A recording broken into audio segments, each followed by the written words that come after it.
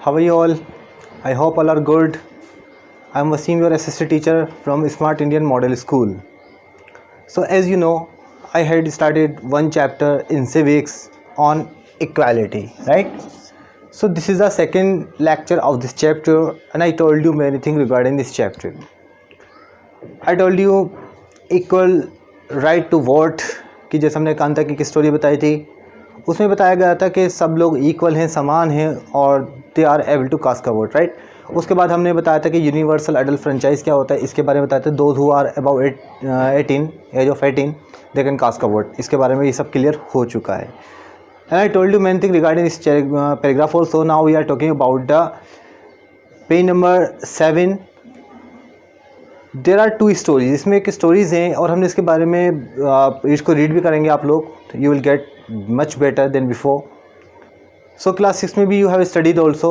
Now we are talking about Dalit. Dalit कौन होते हैं? दलित के बारे में मैंने आपको बताया था कि ये जो सेक्शन होता है, सोसाइटी होती है, वो नीचे पार्ट होता है, सबसे नीचे पार्ट। जैसे मैंने बताया था देयर आर 4 वर्ण, 4 वर्ण होते हैं, ब्राह्मण, क्षत्रिय, वैश्य, शूद्र, ये 4 आपको वर्ण बताए थे।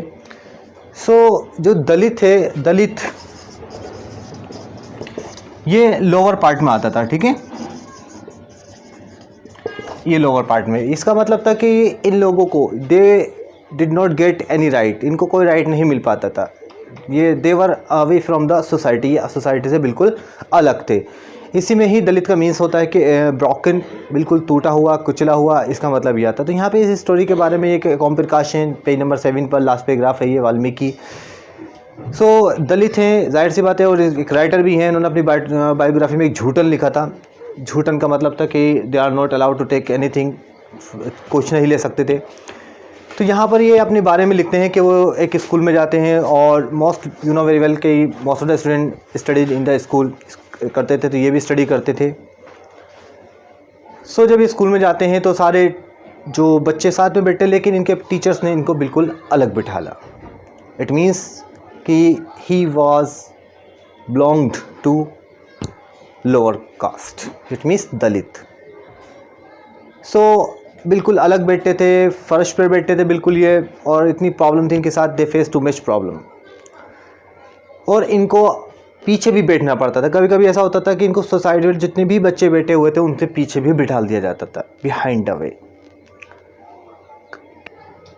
सो इनका काम क्या था? इनको दरवाजे पे बिठाला करते थे, और उसके साथ साथ इनको कुछ भी एक तरीके से एडुकेशन देने में वो लोग हेजिटेशन करते, रिजेक्ट करते। क्यों? बिकॉज ही बिलोंग्स टू दलित, ये दलित से संबंध था इनका। सो कभी कभी ऐसा होता था बिना रीज़न ही वॉज बीटन, इनको पीट भी दिया जाता था विदाउट एनी रीज़न।